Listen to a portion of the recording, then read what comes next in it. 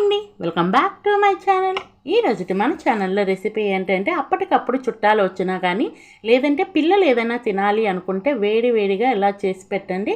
చాలా చాలా టేస్టీగా ఉంటుంది. అలాగే చాలా హెల్తీ కూడా అండి, హెల్త్కి కూడా చాలా మంచిది. ఇక సింపుల్గా కూడా అయిపోద్ది ప్రాసెస్ అయితే కనుక. చూస్తున్నారు కదా ఎంత ఎమ్మీగా వచ్చింది రెసిపీ. ఇక రెసిపీ కూడా స్టార్ట్ చేసుకుందామండి. దానికోసం అయితే కనుక ఫస్ట్ స్టవ్ వెలిగించి ఒక బాణలి పెట్టేసుకోండి. అందులో హాఫ్ కప్ వరకు బెల్లాన్ని వేసుకోండి. అలాగే ఒక ముప్పావు కప్పు వరకు వాటర్ని వేసుకొని జస్ట్ బెల్లం కరిగేంత వరకు కరిగించుకోండి. ఇలా బెల్లం కరిగితే సరిపోద్దండి, పాకం ఏమీ రావాల్సిన అవసరం లేదు.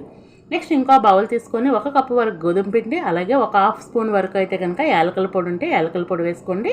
అలాగే టేస్ట్కి తగ్గ కొంచెం సాల్ట్ వేసుకోండి. ఏ స్వీట్ అయినా కానీ సాల్ట్ వేసుకుంటే టేస్ట్ బాగుంటుంది. అలాగే ఒక చిటికెడు అయితే తినే సోడా వేసుకొని మొత్తం అంతా బాగా కలిసేటట్టు కలుపుకోండి.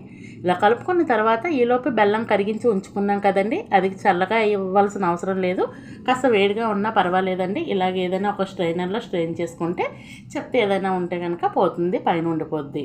నేను ముప్పావు కప్పు వాటర్ వేసాను కదండి, ఆ బెల్లంలో కరిగించేసిన తర్వాత ఒక్క కప్పు వరకు వాటర్ అయితే అవుతుంది.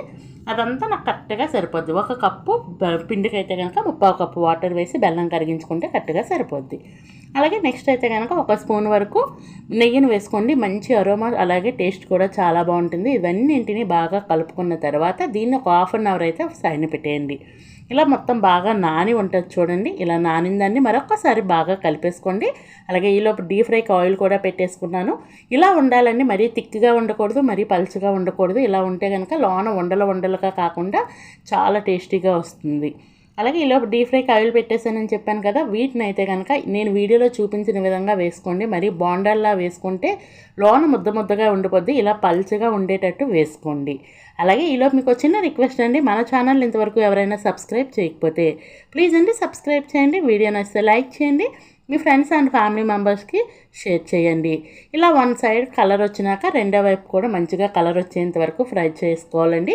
ఇది కాస్త మీడియం ఫ్లేమ్లో పెట్టుకొని ఫ్రై చేసుకుంటే లోన వరకు బాగా కుక్ అవుతుంది. బయటనైతే చుట్టూరా చాలా క్రంచీగా వస్తుందండి, చాలా చాలా టేస్టీగా ఉంటుంది.